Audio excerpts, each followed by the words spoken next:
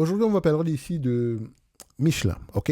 Ça fait très longtemps qu'on n'a pas mentionné cette compagnie. Donc, elle a deux avantages concurrentiels essentiellement intangibles et switching costs. Ok, moi, ça m'intrigue un tout petit peu. Comment c'est pas avoir intangible et switching costs? Moi, je m'attendais à ce que ça soit un tout petit peu aux alentours ici de tout ce qui concerne ici les coûts de production, globalement, parce que ce qu'elle vend, c'est en grande partie une commodité. Ok, on va écouter ce qu'il raconte ici, le prompt de base en question. Vous retrouvez ici la bibliothèque de prompt de base en description de la vidéo. Donc, c'est sans doute un secteur qu'on va avoir tendance ici à analyser, quoique techniquement, on n'en a pas besoin. Si on parle essentiellement du secteur, on va parler de l'industrie dans laquelle elle exerce de manière générale, mais avec la bibliothèque de prompt premium, vous pouvez apprendre un peu plus sur le secteur. Il y en a 6. Il y a 6 prompts sectoriels, juste pour savoir à peu près comment est-ce qu'un secteur se comporte. OK? Je n'ai pas dit comment est-ce qu'un secteur, quelles sont les tendances, etc. Ça, c'est l'analyse sectorielle qui le fait, dans ce qu'on fait dans le Group School. Mais je parle ici de à quoi ressemble ce secteur, d'où est-ce qu'il vient, où est-ce qu'il va, ce genre de choses-là. OK? Bref, on referme cette parenthèse. Switching cost. Les coûts de changement chez Michelin proviennent ici de l'intégration des solutions de télématique et de gestion déléguées Tire as a Services au sein des flottes de transport ici commerciales et des exploitations minières. Ça veut dire ici que tu as une flotte de transport un peu comme Hertz ou bien un peu comme Caterpillar ou bien si tu as une flotte ici d'engins ici dans le secteur minier, un peu comme avec BHP Billiton, bah, au lieu d'aller comment on dit ça, le premier vendeur de pneus ici, bah, tu as une entente ici avec Michelin pour te fournir les pneus. Et je sais que plus l'engin pèse, mieux c'est. Un peu comme la voiture électrique était un vent favorable ici pour le secteur ici des pneus, de manière générale. Donc, pour un client professionnel, on a bien dit professionnel, on n'a pas parlé de toi particulier, on a parlé de professionnel. Remplacer l'écosystème Michelin Connected Fleet implique la perte de l'historique d'analyse prédictive, la configuration des systèmes d'entretien et un risque d'interruption opérationnelle des véhicules. Ce n'est pas moi qui le raconte. Ça provient littéralement ici globalement de Morningstar. Donc, ce que quelqu'un de curieux fait, un analyste ici intelligent va faire ceci. Chaque phrase, il va décortiquer le pourquoi du comment et chercher des éléments factuels. Admettons qu'on ne connaît rien du tout sur Michelin. Quand on me dit coûts de changement chez Michelin proviennent de l'intégration des solutions télématiques et de gestion déléguées Tire as Service au sein des flottes de transport commercial et des exploitations minières. Quelle est la question que je pose en supplément? Explique-moi ça simplement, avec des éléments factuels et des exemples qui soutiennent ton raisonnement en te basant sur quoi? Point, point, point, point, point. Vous pensez que je vais tout vous raconter? Mais non, c'est dans le groupe School. C'est essentiellement à ces personnes-là que je vais dire à peu près où est-ce qu'il faut aller, qu'est-ce qu'il faut faire pour avoir les meilleures réponses possibles. Parce qu'un LLM va se balader sur Internet et gobe la première réponse. Premièrement, il faut savoir structurer le prompt. Deuxièmement, il faut lui donner des barrières supplémentaires au niveau des indications. D'accord? Je m'arrête là. Il y en a une dans le groupe School. Allez chercher vous-même. Zéro compliance, machin, truc là. OK? Et je rappelle que le groupe School est accessible uniquement jusqu'au 31 du mois de juillet. Accessible 100 à 0 $, on va le dire comme ça. Les actifs incorporels, ça c'est le deuxième mot ici, donc l'intangible. Les actifs incorporels de Michelin reposent sur la notoriété mondiale de sa marque, associée à des propriétés de sécurité et de longévité qui permettent de facturer une prime par rapport aux concurrents. Donc la capacité du groupe à maintenir une part de marché dominante sur les pneumatiques de 18 pouces et plus démontre que ce pouvoir de fixation des prix, soutenu par la propriété intellectuelle issue de ces investissements en recherche et développement. OK. Et pour ça, pour preuve, 15,5, 15,1% ici en termes ici de part de marché, d'accord, en maintenant ici au premier rang de l'industrie mondiale, donc parmi les meilleurs dans son secteur, etc. Ensuite, 65% des ventes de pneumatiques de tourisme de marque Michelin dans le segment 18 pouces. Et je rappelle ici que 18 pouces, ça veut dire ici que la voiture est plus lourde. Plus elle est lourde, plus on aura tendance ici à acheter des pneus plus chers. Quoique, les pneus, même si vous avez une citadine ici, techniquement, ces pneus-là coûtent cher, dépendamment de ce que vous recherchez précisément. Je sais de quoi je parle. En tout cas, ceux qui ont une voiture savent que dans pneus, il y a pneus. D'accord? Il y a des pneus à 5000 dollars, littéralement, la paire. Donc, je continue. J'aime ça, de manière générale. Ensuite, low cost. On en a, mais ce n'est pas un mode primaire. Enfin, ça peut être discutable parce que moi, je discute avec mes prompts de manière générale. J'ai des questions supplémentaires à poser et je sais que par rapport à inférence, c'est sa propre déduction. Et donc, par rapport à ça, je pourrais le questionner. Michelin tire un avantage de coût de son échelle industrielle de 125 usines de production réparties dans le monde et de son intégration verticale dans le caoutchouc synthétique. Intriguant. Donc, on va avoir tendance à approfondir cette partie-là. Cet avantage d'échelle permet d'absorber les variations des prix des matières premières et de maintenir des marges opérationnelles supérieures à la moyenne des acteurs du secteur automobile. On étudie une entreprise par rapport à elle-même, par rapport à ses concurrents, par rapport à ses clients, par rapport à ses fournisseurs. OK? Donc, je continue. En termes de risque, de manière globale, ici, l'essor des exportations de pneumatiques à bas prix en provenance d'Asie sur le marché de remplacement en première monte, parce que ici, là on parle du segment automobile, quand vous achetez ici une Mercedes par exemple, c'est pas moi, prenons le modèle G, disons qu'on appelle ça G500. J'adore le modèle G de manière générale, j'adore cette voiture-là. Ce modèle G-là, sortir d'usine, vous ne choisissez pas les pneus, sauf si le concessionnaire vous le propose, etc.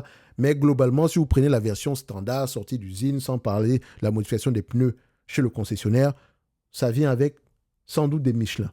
Donc, toutes les entreprises, toute la chaîne de montage est basée sur des pneus Michelin. Ça, c'est ce qu'on appelle généralement la première monte. Ensuite, une fois que ces pneus-là, s'ils ne sont pas à votre goût, vous pouvez décider de les changer là, ou bien de les utiliser et quand vient le moment de remplacer, vous préférez aller sur quoi? Bridgestone, Continental, Goodyear, Hankook, ce genre de choses-là. Mais globalement, ici, pour moi, quand je vais étudier une entreprise comme Michelin, les coûts de production sont très importants pour moi. Coûts de production intangibles et en dernier, switching cost. D'accord? Et je préfère une entreprise qui va de plus en plus vers un segment à marge élevée. Et c'est un segment où, généralement, les voitures pèsent de plus en plus lourd. Bon, quoique avec les voitures électriques, elles sont de plus en plus lourdes. Mais le segment industriel, ce genre de choses, Caterpillar, machin, truc. Bref, vous voyez à peu près, vous avez l'image en tête. Maintenant, en termes de valorisation, qu'est-ce que ça donne? Donc, on fait simple. Croissance de revenus, ce n'est pas beau à voir. On sait également que si on vend des pneus, quel est le secteur prédominant ici? Merci beaucoup, vous connaissez la réponse. Ensuite, marge brute, stabilité ou croissance? Stabilité, la marge brute, premier niveau de pricing power. Marge EBITDA, stabilité ou croissance?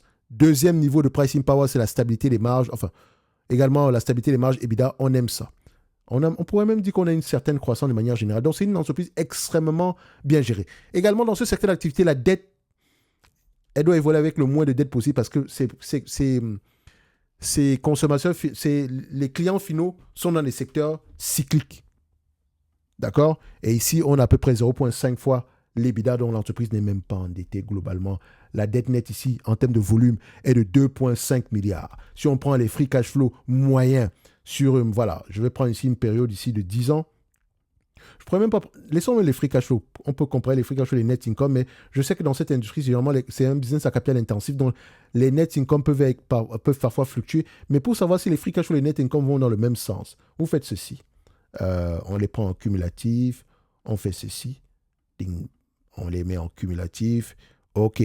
Donc, sur les 20 dernières années, net income plus élevé que free cash flow. 10 dernières années, net income et free cash flow vont dans le même sens. 5 dernières années, free cash flow plus élevé que net income. 3 dernières années, free cash flow plus élevé que net income.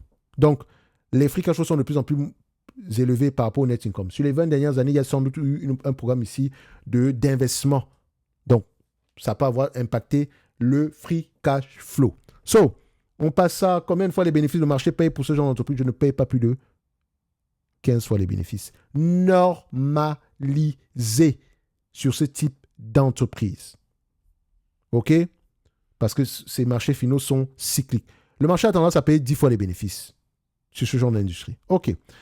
Et peut-être l'une des raisons, c'est parce que ils ne font pas de rachat d'actions, ils sont plutôt timides par rapport à ça. Donc, c'est un handicap. Peut-être qu'ils vont se réveiller un jour. Donc, si je reçois un dividende et que ce dividende, il n'y a pas de friction fiscale, vaut mieux acheter massivement des actions à nouveau. Je ne me mets pas à ta place, hein, tu fais ce que tu veux. Donc, ici, je prendrai 15 fois les cash flows et 15 fois les bénéfices nets moyens. Je les prends ici en normalisé. Je peux faire normalize net income. Donc, ça annule ici des éléments ponctuels. Net income, je prends les 10 dernières années, c'est on est à peu près 1,6 milliard. 1,6 milliard. Ça sous-entend ici que c'est une compagnie qui est capable de faire 1,6 milliard au moins sur les 15 prochaines années. OK? Moins la dette nette. Je ne dis pas que c'est ce qu'elle va faire. Je dis ici que le raisonnement que j'adopte en date d'aujourd'hui devrait vous encourager à penser cela. Que si je prends 1,6 milliard, c'est ce qu'on veut en moyenne. Et donc, elle peut faire plus, tant mieux. Non que soit même ce qu'elle fasse plus que ça. D'accord? Donc, en net income, ici, on est à peu près au niveau de 2,4 milliards. Donc, on s'attend même à des net income un peu plus élevés. Et la question que vous devez vous poser, c'est pourquoi est-ce que les analystes pensent que ça va être plus élevé? Est-ce qu'on a investi massivement pour augmenter les capacités? Est-ce qu'on a augmenté les prix? Est-ce qu'on a fait une acquisition? Parce que ici, je prends 1,6 milliard, les attentes sont de 2 milliards 400. Or, c'est un business cyclique. Il est difficile de faire de bonnes prévisions sur ce type d'entreprise. Comme vous pouvez le voir présentement, les années sont tendance à avoir raison 60% du temps. Et quand on regarde ici l'analyse forecasting ici, concernant ici les bénéfices nets sur une période de 2 ans, vous voyez qu'en 2024, c'était compliqué. 2025, c'était compliqué. On nous demande de croire 2026, 2027 et 2028. Donc, c'est un business difficile. Enfin, pas très difficile, mais c'est compliqué ici de faire des prévisions. Donc, vaut mieux se baser avant tout sur les actifs, sur la normalisation des résultats. On peut également prendre les actifs tangibles nets par action. Donc, si vous avez acheté cette compagnie en dessous des 20 euros, etc., vous êtes très bien protégé parce que ce sont des actifs physiques assez conséquents qui ont tendance également à croître sur le temps. Donc, si on revient ici à notre base de Net Normalize, on avait pris 1,6 million, si ma mémoire, 1,6 milliard à 15 fois les bénéfices, moins la dette nette. La dette nette actuelle, le volume de dette nette actuelle est aux alentours de 2,5 milliards. Donc, moins ici 2,5 divisé par le nombre d'actions en date d'aujourd'hui, aux alentours de combien? Aux alentours de 712 millions d'actions, j'arrondis toujours, divisé par 0,712, on a à peu près quoi? Une entreprise qui négocie à peu près aux alentours de 30 euros l'action. 30, j'ai bien vérifié, il faut toujours vérifier. Si on parle des euros et des dollars, vous voyez bien ici que c'est en euros. Le chiffre d'affaires, il est en euros. Le bénéfice net est en euros. Donc, on a le bon chiffre. Donc, la compagnie actuellement est correctement évaluée. That's it. Donc, correctement évaluée, ça sous-entend quoi? Si on génère à peu près 1,6 milliard par an et qu'on a une capitalisation boursière de 23,5 milliards d'euros, ça donne un rendement sur coût de 6,8%.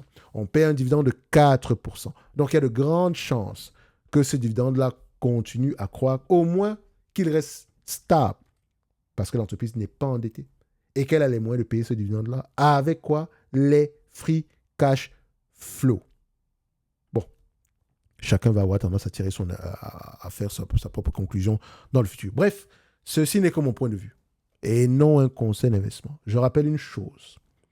Vous pouvez avoir accès au groupe School jusqu'au 31 du mois de juillet 2026. Dans ce groupe-là, nous avons des deep dives sectoriels, ainsi qu'un ensemble d'autres éléments que je ne vais pas citer ici. Je vous laisse aller voir, c'est gratuit. Donc, ça vous prend un clic, le lien en description de la vidéo. Et pour garder l'accès au-delà du 1er du mois de août, soit vous avez la bibliothèque de base, ou vous avez la bibliothèque ici, Premium. Toutes les informations sont dans le groupe School. Et j'ai posé une question dans le groupe School concernant la bibliothèque Premium. Je voulais savoir à quoi elle ressemble. Donnez-moi le nom d'une entreprise, un secteur d'activité, et je vous envoie la note en référence directement en commentaire. Et vous pourrez juger de vous-même. Parce que quelqu'un me demandait, est-ce que la bibliothèque de Prompt Premium, pourquoi est-ce qu'elle coûte, enfin, pourquoi est-ce que le prix est plus élevé que la bibliothèque de base? Eh ben, c'est simple. Parce que c'est 2 fois meilleur que la bibliothèque de base, disons même 10 fois. Et encore, ce n'est même pas cher, parce qu'en 2027, ça sera 1000 euros. Pas parce que je veux augmenter les prix, parce que ça les vaut très très bien. Juste ça. Parce que ça vous permet de gagner énormément de temps.